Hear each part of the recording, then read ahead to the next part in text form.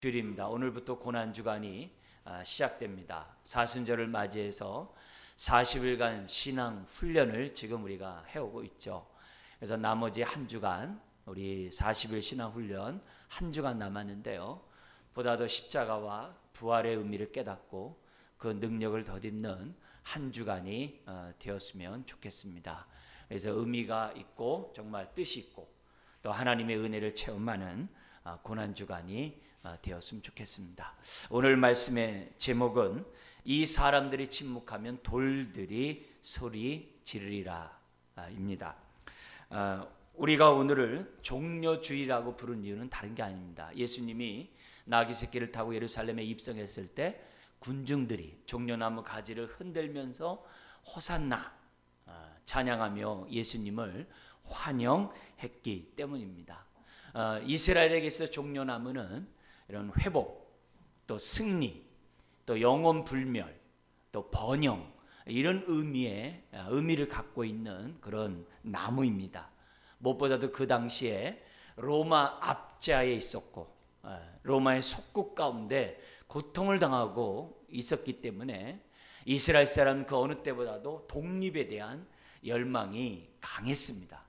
근데 지난 3년 동안 예수님의 행적을 보니까 예수님의 말로 자신들을 로마로부터 이 구원할 그런 구세주로 그들은 생각하게 되었던 거죠. 그 중에서는 하나님 보내신 메시아로 생각한 사람들도 있었고, 그 중에는 선지자 중에 한 사람으로 예수님을 생각하는 사람들도 있었습니다. 이유가 어쨌든 간에 사람들은 너도 나도 종려나무를 들고 예수님을 호산나 외쳤던 것을 이제 보게 됩니다. 더구나 이렇게 많은 사람이 맺히게 된 그 배경 가운데, 모이게 된 그 배경 가운데 그 한 예를 동일한 사건을 기록한 요한복음 15장에는 이렇게 기록하고 있어요. 나사로가 죽었다가 살아남으로 많은 사람이 예수를 믿었다 그래요. 그래서 얼마나 많은 사람들이 예수를 믿는지 대제사장들은 서로 모의하면서 저 나사로를 죽이자, 그렇게 모의를 할 정도라는 거예요. 근데 나사로가 사는 그 동네가 베다니거든요. 나사로를 살렸던 그 예수님이 다시 베다니에 오니, 그리고 베다니는 예루살렘 그 동쪽에 있는 그 감난산에 있는 그 동네거든요.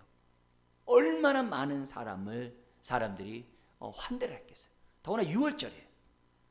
동서남북의 이스라엘 사람들이 그 어느 때보다도 몰려들었던 그 시기가 6월절 절기였거든요.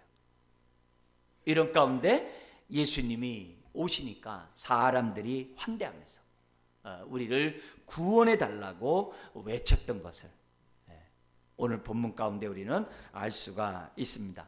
이 종려주일에 관한 이 말씀은 너무나도 중요해서 마태, 마가, 누가, 요한복음 4복음서에 이 종려나무 사건이 다 기록되어 있어요. 제가 여러분들에게 이 4복음서에 나와 있는 그런 사건 가운데 특별히 사람들이 외쳤던 그 내용을 여러분들에게 한번 소개하려고 합니다. 듣는 여러분의 입장에서는 그 말이 그 말 같고 저 말이 저 말 같겠습니다만, 이 마태, 마가, 누가, 요한의 그 백성들이, 무리들이 외친 그 얘기는 다 달라요. 다 다릅니다. 한번 들어보세요. 마태복음의 21장에 뭐라고 얘기하냐면, 앞에서 가고 뒤에서 따르는 무리가 소리 높여 이르되 호산나 다윗의 자손이여 찬송하리로다, 주의 이름으로 오시는 이여 가장 높은 곳에서 호산나 하더라. 우리가 제일 많이 들었던 그런 이 하나님 말씀이죠. 왜냐하면 찬송가 가사에 있기 때문에. 그리고 마가는 이렇게 기록하고 있습니다. 앞에서 가고 뒤에서 따르는 자들이 소리 지르되 호산나 찬송하리로다, 주의 이름으로 오시는 이여 찬송하리로다, 오는 우리 조상 다윗의 나라요. 지금 뭐냐면 다윗의 자손이 아니라 다윗의 나라요 라는 말로 바뀝니다. 그러면서 가장 높은 곳에서 호산나 하더라. 그리고 요한은 이렇게 기록합니다. 종려나무 가지를 가지고 맞으러 나가 외치되 호산나 찬송하리로다, 주의 이름으로 오시는 이 곧 이스라엘의 왕이요. 마태, 마가에게 없는 이스라엘의 왕이란 단어를 요한은 기록을 해놔요. 자, 그런데 오늘 본문에는 뭐라고 기록되어 있냐면은 38절에 찬송하리로다 주의 이름으로 오시는 왕이요. 이스라엘의 왕이라고 하지 않아요. 그냥 왕이요. 다윗의 자손 다윗의 나라요라고도 안 그래요. 왕이요. 하늘에는 평화요. 가장 높은 곳에는 영광이로다. 이렇게 되어 있어요. 자, 그런데 지금 이 외치는 내용에 보면은 지금 마태, 마가, 요한에서는 호산나라는 단어가 있어요. 그래서 우리에게 아주 익숙해요. 근데 누가에는 호산나라는 단어가 없어요. 호산나라는 단어가 없어요. 마태, 마가, 요한복음에만 있는 거예요. 이 호산나라는 이 단어는 시편 118편에서 나왔어요. 118편이 뭐냐? 다윗이 죽을 고비를 넘기는 가운데 하나님의 은혜를 입어 구원을 받아요. 그래서 다윗이 자신의 삶의 모습을 볼 때 죽을 고비를 넘기게 하신 그 하나님께 감사하지 않을 수가 없어요. 그래서 쓴 시편이 118편이에요. 그 가운데 25절, 26절에 보면 이렇게 기록되어 있습니다. 한번 들어보십시오. 지금 이 호산나 외쳤던 내용과 얼마나 흡사한지 한번 보십시오. 거기 보면 뭐냐면 여호와여 구하옵나니 이제 구원하소서. 여호와여 우리가 구하옵나니 이제 형통하게 하소서. 여호와의 이름으로 오는 자가 복이 있음이요 우리가 여호와의 집에서 너희를 축복하였도다. 여기서 여호와여 구하옵나니 이제 구원하소서, 이 단어가 한마디로 요약하면 호산나라는 단어예요. 호산나, 여호와 나 야사, 그 말이 호산나로 딱 압축된 거예요. 그러니까 그런 의미에서 호산나는 이제 구원하소서, 그 외침을 지금 마태, 마가, 요한에서는 하고 있는 거예요. 지금 다윗을 구원하셨던 하나님, 지금 우리를 로마로부터 구원하소서, 그 외침이 이제 호산나였다는 거죠.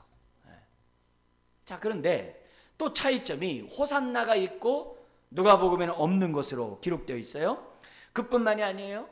마태, 마가, 요한에서는 온 무리가 호산나라고 외쳤다고 그래요. 근데 누가에서는 뭐라고 되어 있냐면은 여기 성경에 나와 있는 것처럼 제자들이, 거기 37절, 제자의 온 무리가 외쳤다 이렇게 되어 있어요. 그냥 온 무리가 아니에요. 제자가 외쳤다. 제자가. 제자가 외쳤다라고 기록되어 있어요. 그리고 내용이 다르죠. 호산나 우리를 구원하소서. 왜? 로마 압제하에 있으니까. 근데 누가는 그렇게 외치는 것이 아니라 하늘에는 영광, 평화요 지극히 높은 곳에서 영광이라고 누가는, 또 주님의 제자들은 외치고 있다는 거예요. 그리고 누가는 마태, 마가, 요한에 없는 한 단어가 또 있어요. 뭐냐면 그렇게 외치는 제자들의 마음의 상태를 표현해요. 어떻게 표현하냐면 37절에 제자의 온 무리가 자기들이 본바 모든 능한 일로 인하여 어떻게 해요? 기뻐하며 큰 소리로 하나님을 찬양했다. 기뻐하며라는 단어가 있어요. 자, 그러면 지금 종려주의를 기록하고 있는 마태, 마가, 누가, 요한의 이 사복음서에서 유독 누가복음만 종려주일에 대한 관점이 달라요. 관점이 달라요.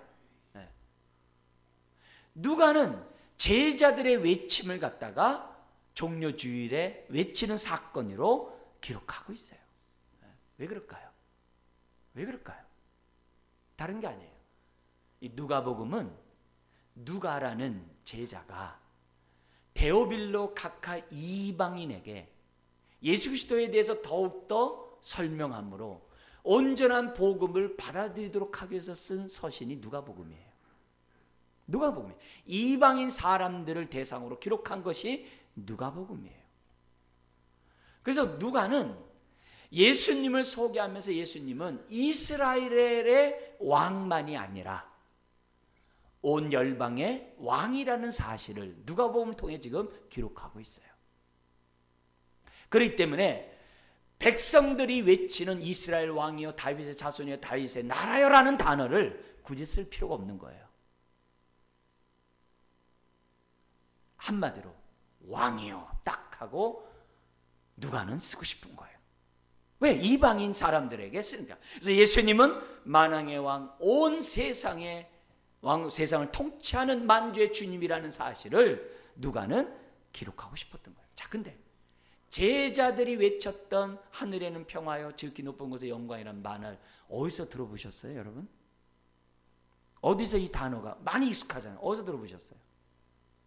예수님이 탄생하셨을 때 목자들에게, 목동들에게 하나님이 영안을 확 열어주셔가지고 하늘 천군 천사가 찬송하는 소리를 듣게 하시잖아요.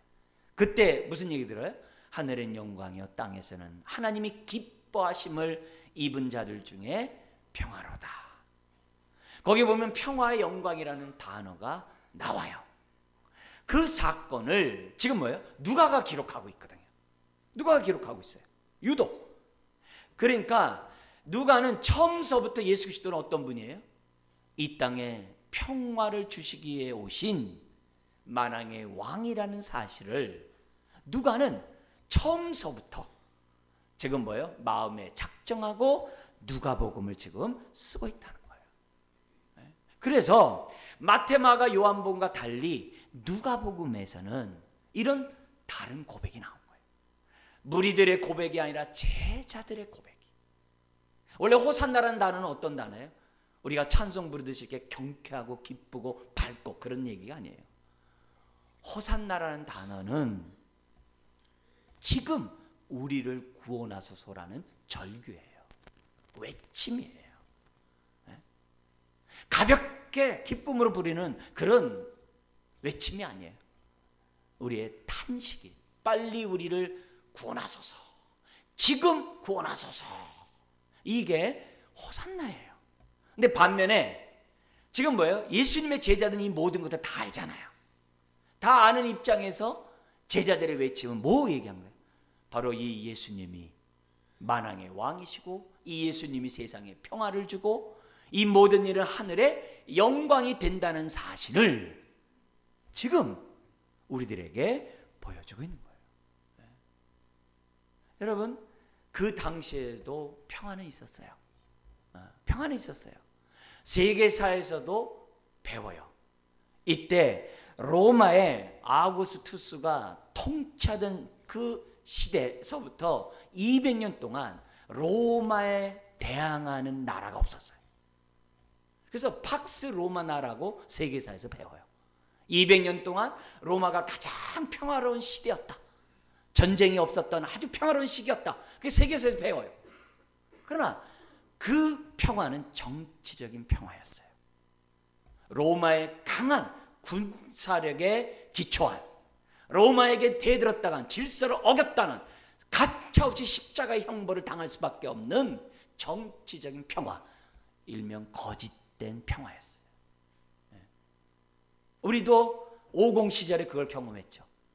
길거리에서 뭐 거린이 떼거나 어느 술집에 외상값을 안 갚았다거나 그리고 온몸에 어떤 문신 하나라도 있으면 삼청교육대 끌려갔어요. 저 군대 있을 때 바로 옆에 삼청교육대가 있었는데 그 철조망 사이에 나이 먹은 노인네들이 머리 팍팍 깎아가지고 막 왔다 갔다 하는 모습을 어렸을 때 많이 봤어요. 청년 군대 생활 때 많이 봤다고. 그 시절에 동네가 깨끗했잖아요. 어디서 술 먹고 고상방 가요? 그냥 삼청교육대 끌려가는데 그게 무슨 평화예요? 평화가 아니죠. 평화가 아니죠. 근데 군 시절에 우리 정훈 장교가 사병들 다 모아놓고 지금 뭐냐면 우리 지금 이 5공화국이 들어옴으로 우리 이 땅에 이 대한민국에 정의가 왔고 민주화가 이루어졌습니다. 이렇게 정훈 장교가 이렇게 그 당시 수요일마다 하고 있었는데 그걸 하는 거예요. 딱 하는데 저보다 20일 늦게 들어와 가지고서 군대 들어온 친구가 있었어요. 근데 그 친구가 뭐냐면 부마 사태, 요즘 헌법에 집어넣냐 맞냐 했을 때 그걸 주동했던 친구예요. 군대 끌려온 친구예요. 근데 그 많은 사병들이 있는데 딱 일어나면서 질문 있습니다 그래요. 깍대기 하나 딱 차고서. 그래서 우리가 뭐야 강의하는데 그러니까 아직 민주화는 오지 않았습니다 그러더라고요. 소름이 얼마나 더 쫙 끼치는지. 그런 시절이 있었어요. 그게 뭐예요? 그런 정치적인 평화는 위장된 평화고 거짓된 평화죠. 예루살렘 안에서도 나름대로 평화가 있었어요.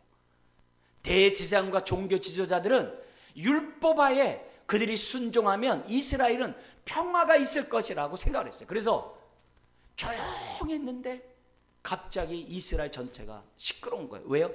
예수님이 나타난 거예요. 심지어는 예수님이 왕으로 삼고자 하는 거예요. 그러니까 나라가 시끄러워요. 어지러워요. 그러니까 대제사장들이 의논해요. 저 예수를 죽이자. 그래서 이 땅에 평화가 있게 하고 우리는 로마로부터 자치 정권을 이양받아가지고 계속 평화로운 삶을 살아가자. 그건 종교적인 평화고 거짓된 평화였죠. 지금도 세상에 정치적으로나 종교적으로 평화가 있어요. 그러나 우리 주님이 그것이 진짜 평화라고 한다면 이 땅에 오실 이유가 없죠. 십자가에 죽으실 이유가 없죠. 오늘과 같이 나귀 새끼를 타고 예루살렘에 입성할 이유가 없죠. 예수님이 이렇게 평화의 왕으로 이 땅에 오신 이유는 다른 게 아니에요. 이 세상에 뭐예요? 평화가 필요하기 때문에. 이 땅에 평화가 없기 때문에. 그 당시에도 평화가 있어요. 그러나 우리 주님은 그것은 위장된 거짓된 평화라는 것을 나귀 새끼를 통해서 우리 주님은 보여주셨던 거죠. 그래서 오늘 저와 여러분들이 신앙생활을 할 때마다 주의 이름을 부를 때마다 우리의 동기를 살펴보셔야 돼요. 동기를 잘 살펴봐야 돼요. 왜냐하면 마태, 마가, 요한복음에 있는 많은 군중들이 예수님을 환영하면서 호산나 불렀어요. 지금 우리를 구원하소서라면서 예수님을 향하여 소리를 질렀어요. 그랬던 그들이 예수님이 대제사장 군대에게 잡히고 로마 군대에게 잡혀가지고서 정말 이리 끌려다니고 저리 끌려다니는 그 비참한 모습을 보자 갑자기 돌변해요. 갑자기 예수를 십자가에 못 박으는데 못 박으라고 외쳐요. 호산나 외쳤던 자들이 못 박으라고 해요. 심지어는 바라바를 그 당시 강도예요. 죽어 마땅할 그 마땅한 강도예요. 바라바를 놓아주랴 예수를 놓아주랴. 바라바를 선택해요. 왜요? 자신들의 뜻대로 요구대로 예수님이 도와주지 않았다 이거예요. 오늘날도 마찬가지예요. 하나님 앞에 부르짖고 하나님 앞에 기도하고 열심히 부르짖는데 내 삶이 여전히 어렵고 힘들면 탁 돌아서는 사람들이 많아요. 저와 여러분도 한때 그런 경험도 있을 거예요. 아니면 지금도 그런 분도 있을 수 있어요. 내 삶이 이렇게 힘들고 어려운데 주님 뭐하냐 이게. 호산나라고 그렇게 부르짖었는데 왜 응답 없냐 이게요. 그래서 주님에 대해서 돌아서면서 이 자리에 앉은 분도 계실 거예요. 과거에 그런 경험도 있었을 거예요. 지금도 많은 사람들이 자신의 처지에 따라 기도 제목에 따라 형편에 따라 호산나 하면서 주의 이름 부르는 사람 많아요. 그러나 자기 뜻대로 되지 않았을 때 못 박으라고 돌아선 것처럼 얼마든지 돌아설 수 있는 그런 여지가 많다는 거예요. 그래서 우리는 호산나라고 부르짖는 그것이 중요한 게 아니라 바른 지식을 가지고 호산나 해야 돼요. 바른 믿음을 가지고 호산나 해야 돼요. 오늘 저와 여러분들이 잘못된 지식으로 자신의 입장에서만 주의 이름을 부르다가는 갑자기 어떻게 돼요? 못 박으라고 돌아선 거예요. 그래서 마치 건축자가 이 돌 쓸모없네 하면서 버린 돌처럼 예수님을 붙잡고 막 하다가 그냥 버려버리는. 그러나 그 버린 돌이 모퉁이 돌이 된 줄 믿습니다. 예수님은 철저히 배척당하고 배반당하고 십자가에 못 박힘을 당한 그런 주님이셨어요. 그러므로 우리가 주의 이름을 부르는 것보다 중요한 것은 바른 지식 가운데 불러야 돼. 왜요? 산상수훈에서도 주여 주여 하는 자라고 다 천국 가는 게 아니라고 그랬잖아요. 아무리 선지한 노릇하고 아무리 귀신을 쫓아내고 아무리 능력을 행하고 병을 고쳐도 하나님의 뜻대로 살지 않으면 소용없다 그랬어요. 그러니까 저와 여러분들이 하나님의 이름을 무조건 높이는 것이 중요한 게 아니라 바른 지식 속에 바른 믿음을 가지고 주의 이름을 불러야만 할 것입니다. 우리 주님 우리들에게 분명한 말씀을 정확하게 얘기했어요. 우리가 자꾸 섞으면 안 돼요. 내가 마지막 때 소자에게 물 한 그릇 줬느냐 주지 않느냐 그거 가지고 내가 천국 지옥 가르겠다. 얼마나 겸손히 소자에게 물 한 그릇 줬느냐 안 줬느냐 그걸로 판단하겠다. 그럼 우리가 이 일을 다 하면 안 돼요. 지극히 작은 달란트라도 정말 겸손히 감사하면서 충성했느냐 안 했느냐 그걸로 가르겠다는 거예요. 많은 일을 했느냐 그게 중요한 게 아니에요. 작은 일도 겸손히 감사하면서 했느냐 안 했느냐 그걸로 천국 지옥을 가르겠다는 거예요. 하나님의 뜻대로 살았느냐 안 했느냐 내가 뭐 섭섭하네 서운하네 뭐 했냐 그런 게 중요한 게 아니에요. 하나님 앞에 섰을 때 우리가 코드가 맞아야 돼요. 정확해야 한다는 것을 주님 우리들에게 말씀했어요. 예수님은 호산나라고 외치는 청중들에 비해서 예수님의 제자들은 뭐라고 얘기해요? 주의 이름으로 오시는 왕이요 하늘에는 평화요 지극히 높은 곳에는 영광이라고 예수님에 대한 바른 진리를 선포했던 것을 보게 됩니다. 자, 그러자 39절에 이런 얘기를 듣고 있었던 39절에 바리새인들이 있었어요. 왜? 책 잡으려고 항상 그랬으니까. 예수님을 죽이려고 항상 그들은 책을 잡으려고 했었으니까 그 얘기를 딱 듣자마자 예수님에게 딱 얘기합니다. 선생이요, 당신의 제자들을 뭐 하라고 해요? 책망하소서. 왜요? 제자들이 주의 이름으로 오시는 이요 그랬거든. 이 주라는 단어가 헬라어로 큐리오스라고 그래요. 이 큐리오스는 뭐냐면 구약의 여호와라는 단어를 큐리오스로 바꾼 거예요.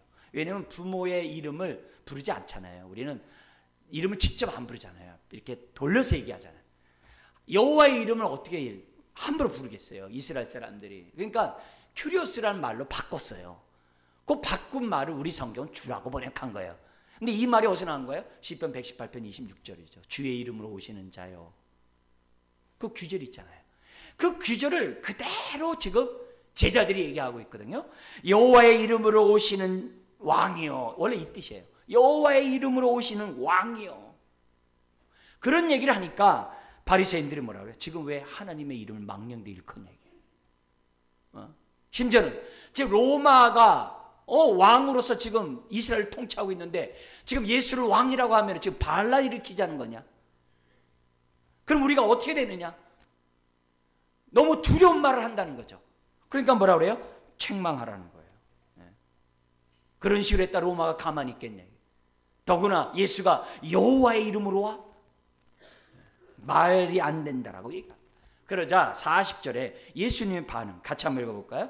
대답하여 이르시되 내가 너희에게 말하노니 만일 이 사람들이 침묵하면 돌들이 소리 지르리라 하시니라. 이 말은 무슨 말이에요? 내가 이 땅에 온 목적이 뭐냐? 바로 이 평화를 주기 위해서 왔다는 거예요. 제자들이 안 하면 다른 사람이 외칠 것이고 다른 사람도 안 하면 누가 외친다는 거예요? 돌들이 외친다는 거예요. 왜? 이거는 진리라는 거예요. 피할 수 없는 진리라는 거예요. 그래서 저와 여러분들이 분명히 우리들이 알아야 될 것은 예수님이 이 땅에 오신 목적은 우리에게 뭘 주기 위한 거예요? 평화를 주기 위한 거예요. 죄로부터 종노릇하고 사망으로의 두려움으로부터 종노릇하고 온갖 찌든 것부터 종노릇하는 우리들에게 평화를, 자유를 주시기 위해서 주님이 오셨다는 사실을 분명히 기억해야 돼요. 예수 그리스도를 믿기 전에 내 인생의 주인이 나인 양 내가 살아왔을 때 마음에 평안이 있겠어요? 없죠.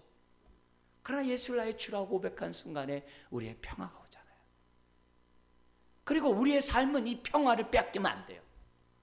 이 평화를 누려야 되고 움켜잡아야 되고 이 평화가 이 세상에 퍼져나가도록 우리는 살아가야 돼요.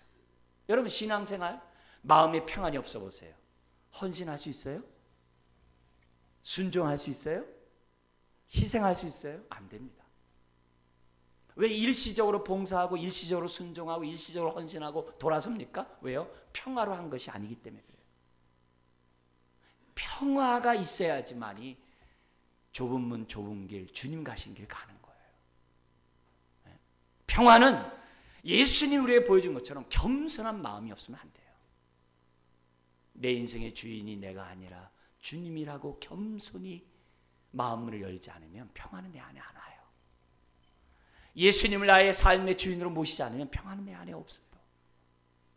평화가 있는 자만이 자원함으로 순종하고 기쁨으로 헌신하고 주님 가신 그 길을 끝까지 갈 수 있는 거예요. 그럼 마음에 평안이 없어 보세요. 안 되죠. 예수님이 왜 우리에게 오셨냐? 그와 같은 마음을 갖고 있는 자에게 평화를 주려고 오셨다는 거예요. 이것이 진리이기 때문에 이것을 저와 여러분들이 뭐 해야 돼요? 제자처럼 외쳐야 됩니다. 외치지 않으면 누가 외쳐요? 돌들이 외친다는 거예요. 예수 안에 참된 안식이 있다는 거예요.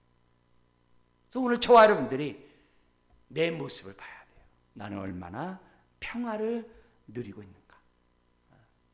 얼마나 내가 평안 가운데 살고 있는가? 내 안에 그것이 없다고 한다면 우리는 뭐예요? 호산나 외쳐야죠. 주여 이 시간 지금 나를 구원하소서 외쳐야죠. 그리고 그 평안이 나를 지배할 수 있도록 해달라고 겸손해야죠. 겸손해야죠.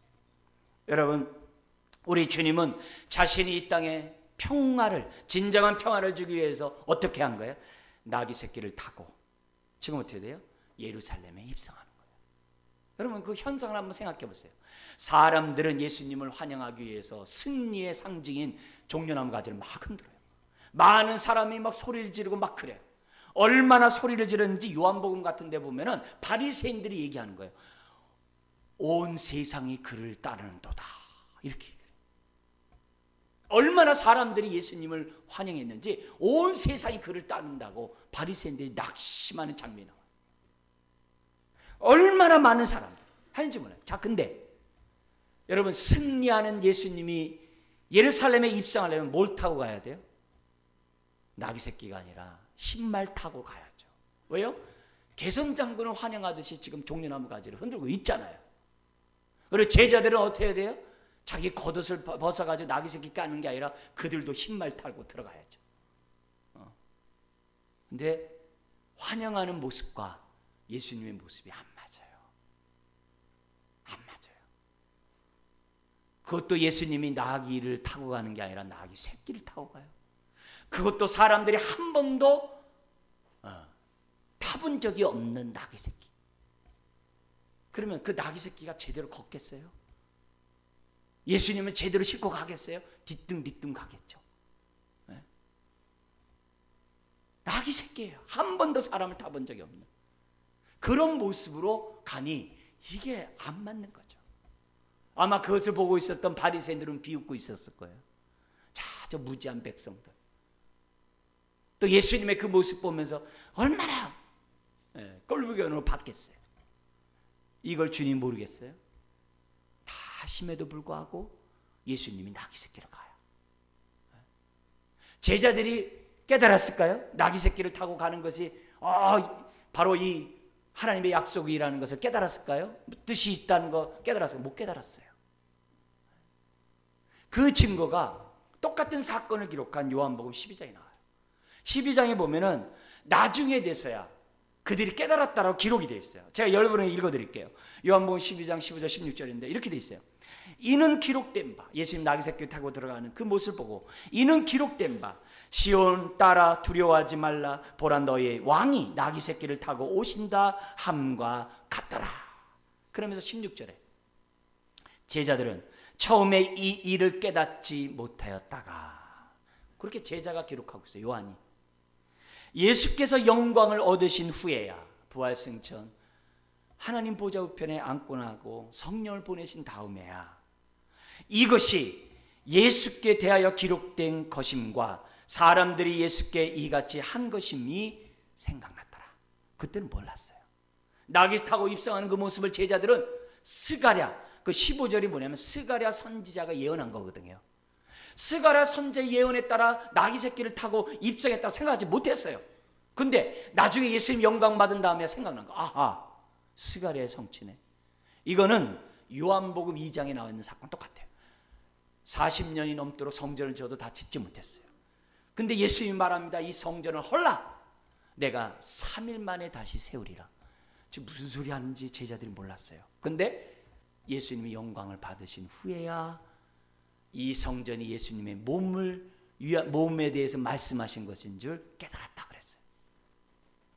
제자들은 알지 못했어요. 나중에 깨달았어요. 그럼 무슨 말입니까? 예수님이 신말 타고 예루살렘 성으로 입성한 것이 아니라 나귀 새끼를 타고 입성한 이유는 뭐 때문이라는 거예요? 스가랴 선지자의 예언을 성취하려고. 그 예언을 성취하시기 위해서 예수님이 나귀 새끼를 타고 입성하셨다는 것을 우리는 알 수 있어요. 제자들은 몰랐지만 예수님은 그걸 아시고 나귀 새끼를 타고 입성한 거예요. 얼마나 놀라운 사건인 거죠. 여러분, 예수님이 이처럼 나귀 새끼를 타고 입성한 건 다른 게 아니에요. 내가 너희에게 왕으로서 평화를 너희에게 주기 위하여 내가 이 땅에 왔고 나는 겸손한 왕이라는 것을 만천하에 보여준 거예요. 그래서 스가랴에 보면은 이런 말씀이 있어요. 제가 스가랴 예언을 좀 여러분에게 말씀을 좀 알려드릴게요. 뭐라 되면 시온에 따라 크게 기뻐할지어다. 구약의 스가랴 선지자 예언이에요. 예루살렘에 따라 즐거이 부를지어다. 보라, 내 왕이 내게 임하시나니 그는 공의로우시며 구원을 베푸시며 겸손하여서 나귀를 타시나니 나귀의 작은 것 곧 나귀 새끼니라. 그러면서 10절에 이렇게 얘기해요. 그로 인하여 내가 전쟁을 그치게 하겠고 이방 사람에게 화평을 전할 것이니라. 예수님이 이 땅에 오신 목적이 평화를 주시기 위해 오셨다라고 얘기해요. 근데 그 평화가 뭐로 말미암아 온다고요? 겸손을 통하여. 그리고 뭘 통하여? 공의로운 통치를 통해 평화가 온다는 것을 우리들에게 보여주고 있어요. 여러분, 이 진정한 평화는 겸손 없이는 이루어지지 않아요. 예수님이 겸손히 십자가를 지지 않으면 평화가 우리에게 오질 않아요. 세상에게 오질 않아요. 그걸 우리 주님이 나귀 새끼를 타는 것으로 보여준 거예요. 이 평화는 겸손을 통해서만이, 십자가를 통해서만이 올 수 있다는 것을 지금 뭐예요? 보여준 거예요. 그걸 나귀 새끼를 타고 뭐예요? 입성하신 거죠. 여러분, 오늘도 우리가 마찬가지입니다. 나에게 진정한 하나님의 평화, 세상이 알 수도 없고 줄 수도 없는 이 평화를 맛보려면 다른 거 없어요. 겸손해야 돼요. 마음을 겸손히 열고 예수님을 나의 인생의 주인으로 모셔야 돼요. 하루하루 삶 속에 주님의 주님 되심을 고백하면서 저와 여러분들이 말씀 가운데 살아야 돼요. 그래야 우리가 평화를 얻을 수 있다는 거예요. 근데 놀랍게도 주님은 평화로만, 우리 겸손으로만 이 세상을 섬긴 게 아니라 뭐로 섬겨요? 공의로 세상을 섬겼다라고 동시에 기록하고 있어요. 왜 공의가 필요합니까? 평화에? 이 세상에 왜 이렇게 어렵고 이 가짜의 평화가 난무합니까? 다른 게 아니에요. 왕들이 공의롭지 않기 때문에 그래요. 왕이 공의로우면 백성이 평화롭습니다. 모든 나라의 왕들이 공의로우면 전쟁이 없어요. 집안도 마찬가지죠. 집안의 가장이 공의롭게 하면 자식들이 상처를 받고 자식들이 아파하지 않아요. 부모가 공의롭게 자식을 하면 그 집안에 평화가 있기 마련해요. 지금도 이 세상의 불의와 불법이 난무하니까 세상이 어지러운 거죠.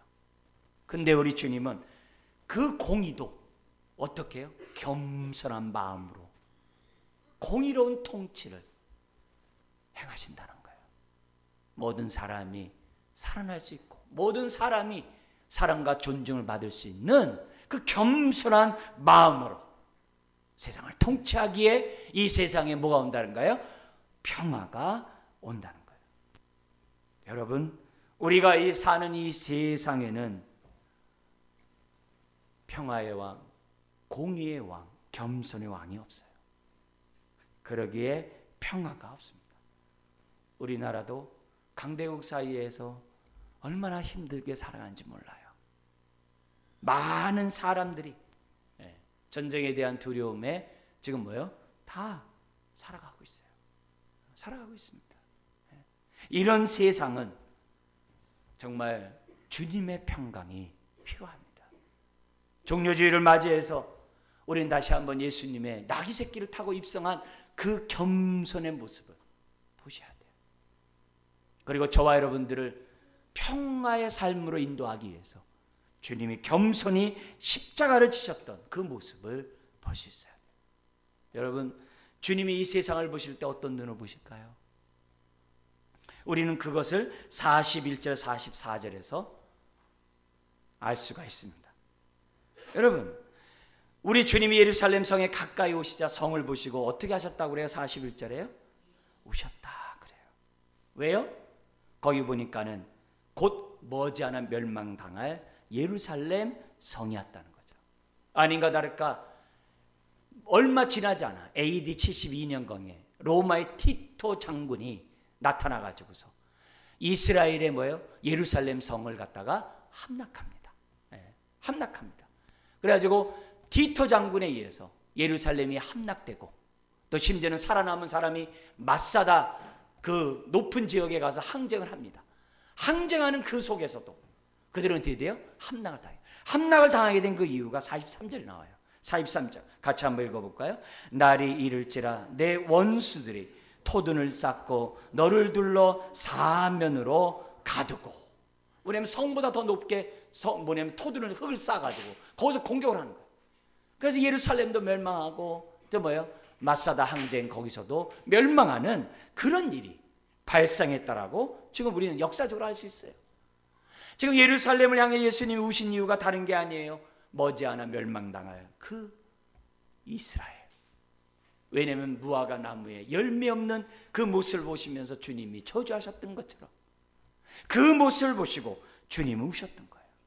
여러분, 그 주님이 오늘 저와 여러분들을 보실 때 어떨까요? 그 주님이 이 세상을 볼 때 뭐라고 하실까요? 어떤 모습일까요? 지금 이 세상이 예수님을 배척하고 있고 예수님을 부인하고 있고 예수님을 무시하고 있는 현실을 볼 때 우리 주님은 이 세상을 바라볼 때 우실 거예요.